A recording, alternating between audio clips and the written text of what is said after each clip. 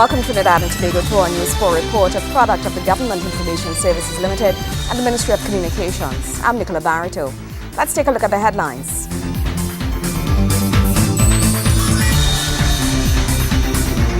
The National Security Minister says this country can expect the appointments of its new police commissioner and deputy police commissioner by August 7th. Trinidad and Tobago tops the region in Caribbean culinary arts for the 6th time. An Arts and Multiculturalism Minister applauds the Arts and Culture Tax Allowance initiative. Thank you for joining us. National Security Minister the Honourable Jack Warner says this country can expect the appointments of its new police commissioner and a deputy police commissioner by August 7th. Speaking in an exclusive interview with News 4, Minister Warner noted that the recent development may have very little or no impact on the proposed crime plan soon to be revealed. The National Security Minister is assuring that in spite of the resignations of top cops Dr. Dwayne Gibbs and Jackie Watsky, the crime plan should not in any way be compromised. He says two persons should not significantly impact a plan which incorporates the entire police service. It should not affect the crime plan because the crime plan is a plan between the Trinidad and Tobago Police Service and two men don't make the police service. The police service comprises 7,000 to 8,000 officers. And therefore the crime plan is a plan with the police service, but also a plan with the people of Trinidad and Tobago. It's a plan that encapsulates all. And therefore I do not see how their resignation would in any way impact negatively on the crime plan that is being formulated at this moment. Minister Warner is denying any political interference in the resignation of the police commissioner and deputy police commissioner. He says, however, that speculation that there was in fact political interference in their decisions to resign did not come as a surprise to him. At no point in time has there been any political interference. They can't demonstrate one example of political interference. The police resigned. The resignation was handled by the Police Service Commission.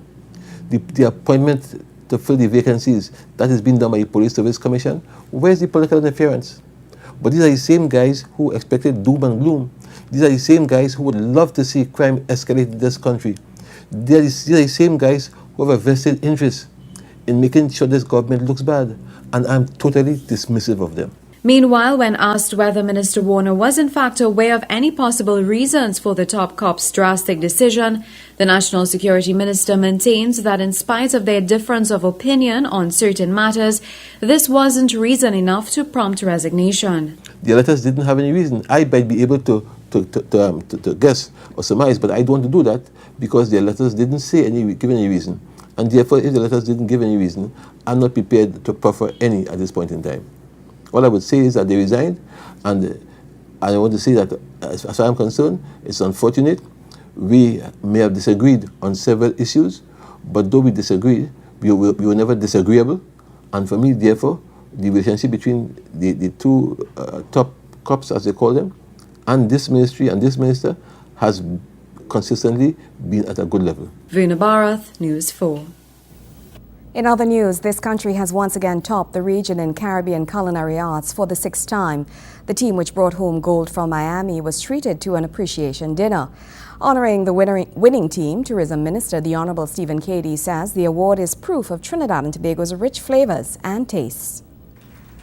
Trinidad and Tobago has won the much-coveted Caribbean Culinary Team of the Year award. It's the 6th time this country secured the award in this category. And congratulating the local team, Tourism Minister Stephen Cady says Trinidad and Tobago continues to put forward the best in competitive cuisine creation. He was speaking at an appreciation ceremony held for the participants in this year's competition. Trinidad and Tobago has never had anybody on the team that has gone more than 2 years. So it's always, we have a young, fresh, energetic, brilliant team going to the competition, and according to them, they've seen fellas there who've been there for 10 years and I don't know how long. You know, fellas who keep going back and back and back all the time. And Trinidad and Tobago takes its chances with a brilliant young team, and this is the result of it. So again, congratulations. President of the Trinidad Hotels, Restaurants and Tourism Association, Hassel Thom, says development of this sector of the tourism industry has the potential to put Trinidad and Tobago and the market as a destination for cuisine. In so doing, we are assisting our Ministry of Tourism and TDC, and Minister, this is not at you, yeah? The Ministry of Tourism and TDC in putting Trinidad, destination Trinidad and Tobago on the map. Perfect private sector, public sector partnership. So we look forward to the continued support given by the Ministry of Tourism and the TDC. Minister KD says inroads should be created towards this avenue of the tourism sector. All of you who are involved day by day in the business, you know what the opportunities are. You've seen it. You've seen what the other Caribbean territories have been able to do with their tourism industry. And we should not be behind the pack at all. We should really and truly be the premier destination in the Caribbean. So that is my job. That is what we have set out to do. We're going to find ways and means of making it happen. Whatever changes we have to make, we're going to make. Whatever tweaking we have to do, we're going to tweak.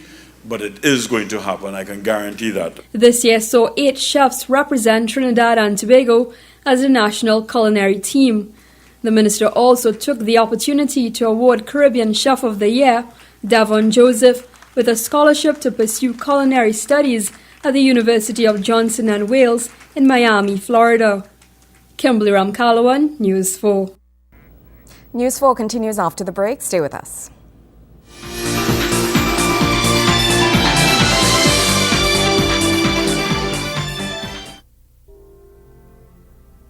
Before 2007, what we had existing in the Trinidad and Tobago Police was a manual system where the information were placed in books and ledgers. With the introduction of CAPA, all information now is being placed on computers.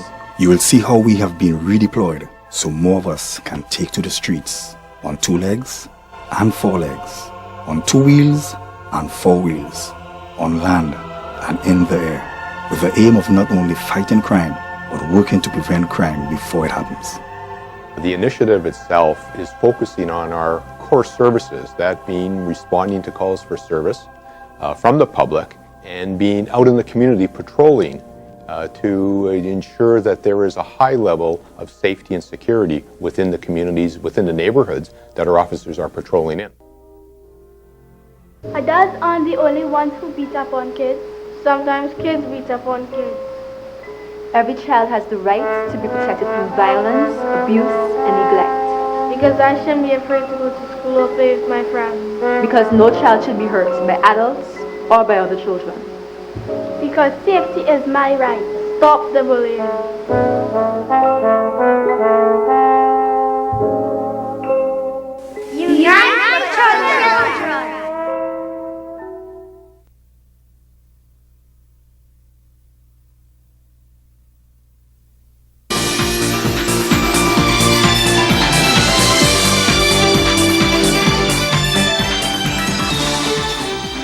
Welcome back. Arts and Multiculturalism Minister Dr. The Honorable Lincoln Douglas is applauding the Arts and Culture Tax Allowance initiative, saying it will greatly impact the cultural sector in this country. Speaking at a seminar entitled Cultural Returns, a Guide for Corporate Citizens, the minister elaborated on the key role his ministry plays in the project. Artists can be assured that they will benefit tremendously from the Arts and Culture Tax Allowance initiative. This from Arts and Multiculturalism Minister Dr. Lincoln Douglas, who is addressing a seminar entitled Cultural Returns, a Guide for Corporate Citizens. The minister says the contribution of artists and their role in national development will be significantly boosted via the tripartite partnership with government, the corporate sector, and the artistic fraternity. We want you to have the confidence that these measures are operational. We want you to know that you can access them. And I will be here to support. This work by making it more user-friendly. I would encourage my staff to encourage people to participate. Or when they come, say, "This is what you need again. Don't worry, work on it. It's all right. You will get through this." In other words, to say to the applicants, "We will help you get through this, and we will help you get through it in the fastest of time." because we want more of our artists to be professional, to participate in this endeavor so that they can access all the resources. He explains how far the allowance will go towards developing the cultural sector. This Arts and Culture Allowance is giving us a mechanism. It's created for this very process. And through this allowance, the state forgoes collection of tax revenue from corporate citizens in lieu of financial support they provide for the cultural sector. So the state is saying that support for the artistic community is so important that it will sacrifice some of its revenue it collects from businesses so that these funds can be diverted towards the cultural sector. The Ministry of Arts and Multiculturalism has a great part to play in facilitating the process. The minister went into detail explaining some of its responsibilities as it pertains to the art and culture tax allowance. This legislation calls for a special role for the ministry which is responsible for culture. The ministry must maintain a register of performing artists, as you've rightly heard. Its minister must certify audio and audiovisual works as representing local culture and entertainment if the corporate citizen is to receive the benefits of the legislation. It is primarily for this reason that the National Registry of Artists and Cultural Workers was created by the ministry. It is therefore important that the business community understand the role of the National Registry that the National Registry plays in this process. Also speaking at the event was Mr. Errol Ramsubik of the Board of Inland Revenue, who elaborated on how the system works. If a company incurs expenditure in respect of artistic work, they would be entitled to claim a deduction in determining their chargeable profit for that year of income in which you incur the expenditure equal to the amount of the expenditure. So if you incur expenditure of $1 million in 2012, you can claim as an allowance that amount in determining your chargeable profit. Veena Bharath, News 4. The sport report is up next after the break.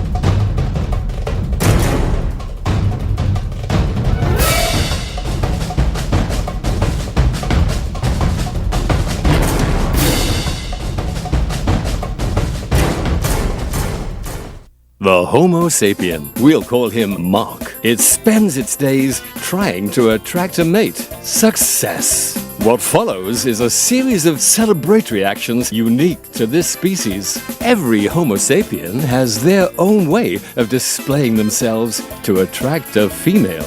But things don't go according to plan. Where the water gone? No water, no love. Pay your WASA bill today. The Water and Sewage Authority of Trinidad and Tobago. Water security for every sector. Deliver it. Sustain it.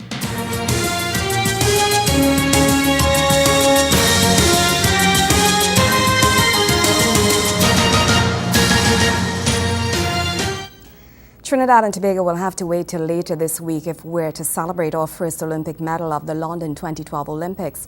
Now, this as both our chances of medaling were brought to a halt.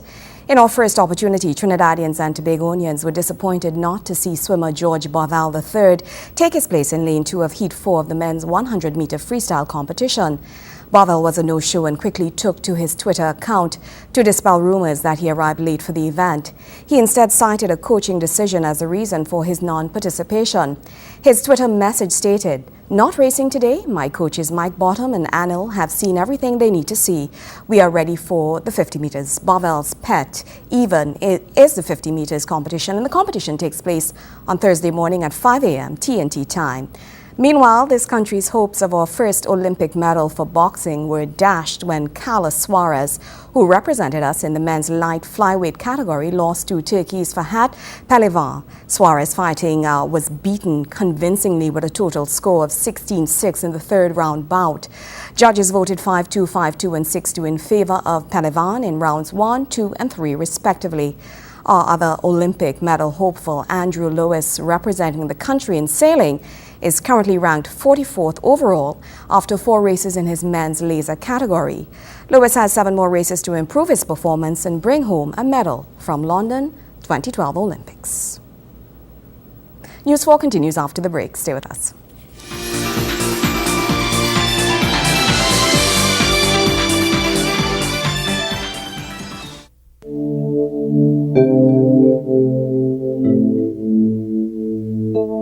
Carjacking has become very prevalent in recent times.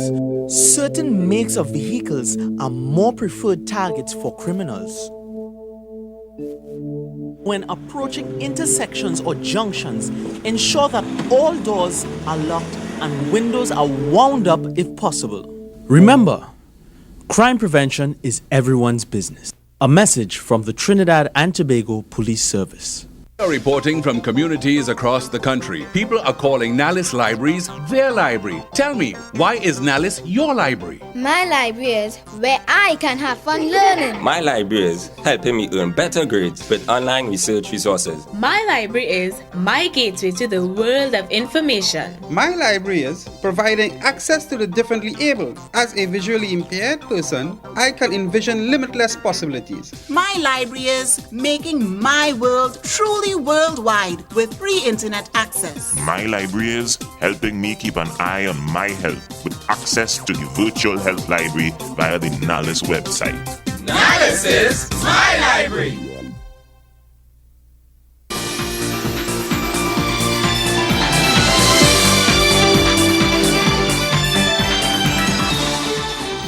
Reconnecting the Diaspora special report. News 4 had the opportunity to speak with His Excellency Neil Parson, Ambassador to the United States, the OAS, and Mexico.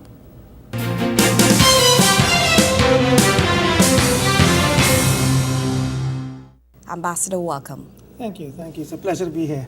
Thank you so much for joining us today. We're going to jump right into it. Can you define your role as Trinidad and Tobago representative to the United States of America and, of course, Mexico, as well as the OAS? Sure. As an ambassador, you become the equivalent of your country's representative, head of state, outside of state. Therefore, the actual title is Ambassador Extraordinary and Plenipotentiary.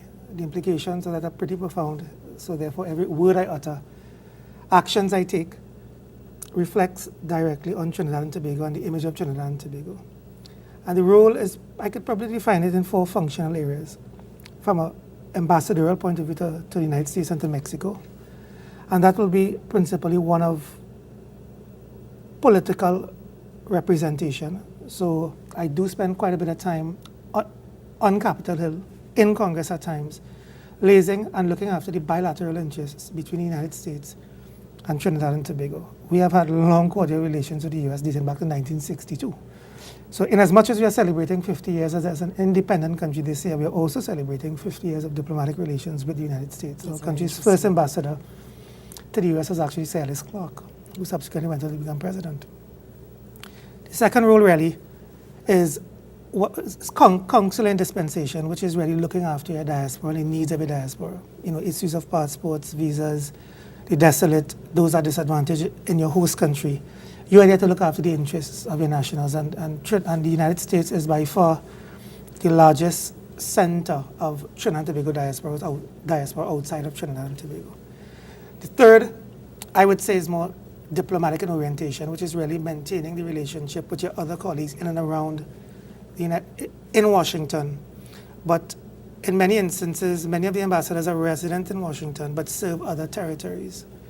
Similar to what I do for Mexico. I'm resident in Washington, D.C. Having said that, it becomes a portal of interaction in a multilateral environment, as it were, with bilateral engagements in that particular sort of environment. And fourthly, and probably most importantly, it's commercial-centric. which is really looking after the business and trade interests of Trinidad and Tobago, and I've been spending a lot of time doing that, looking after trying to attract foreign direct investment opportunities back at home, incentivizing, diaspora, trade diplomacy, and other. Which actually I want to dive a little bit deeper into, because it now brings me to, as ambassador, what have you and your office done to further enhance, the good relations between Trinidad and Tobago, the United States, Mexico? I would tell you in the first 12 or 13 weeks, I went to about 16 cities, I kid you not. And I try to focus on those areas where our diaspora is concentrated. Our largest population by far is the state of New York, clearly New York City, where we estimate the population there is close to 300,000, if not more. Florida is next, Fort Lauderdale, Miami, we estimate some 150 members of our diaspora. The DMV area, which will be District of Columbia, Maryland, Virginia, we estimate about 75,000 diaspora there. We have fairly large concentrations in Atlanta, Hartford, Connecticut, Houston, LA, those areas. When I physically travel and I go to these cities, I try to achieve about 4 things. One is, first and foremost, visit government as a courtesy call. Mayors, senators, congressmen, councillors, commissioners, you physically go and let them know you are here, and our people, they are here. And there's a management of expectations in terms of you looking after the interests of my people. Secondly, I always host a business forum. So I try to get the business community in that respective city in a room and explain to them the opportunities available in Trinidad and Tobago and the business incentives and listen to what their interests are and see how we can reconcile demand and supply.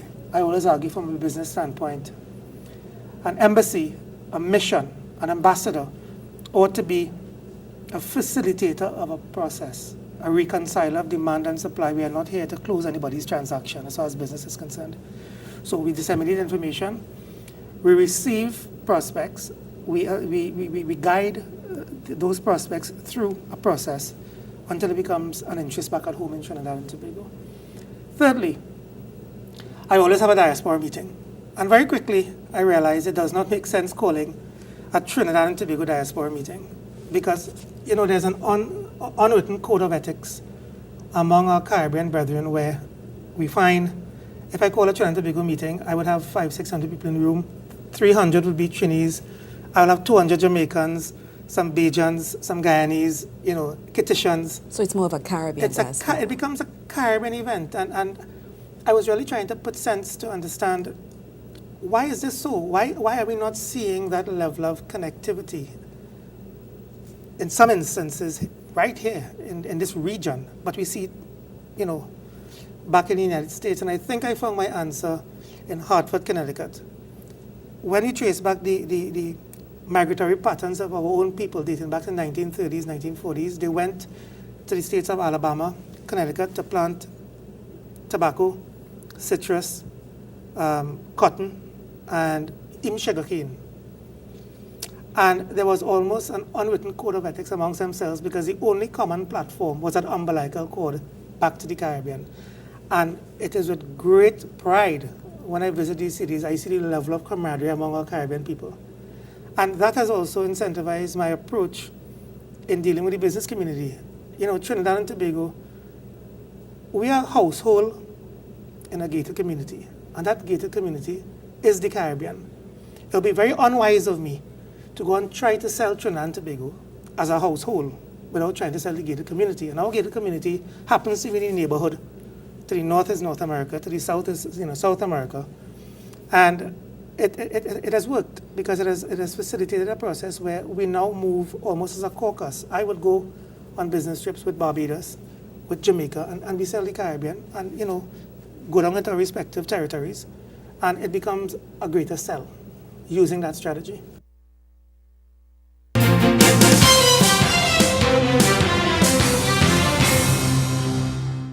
Stay tuned for part 2 of Reconnecting the Diaspora with His Excellency Dr. Neil Parson. Well, that's how we wrap up this edition of our News 4 Report, a product of the Government Information Services Limited and the Ministry of Communications. I'm Nicola Barreto. Thank you for joining us.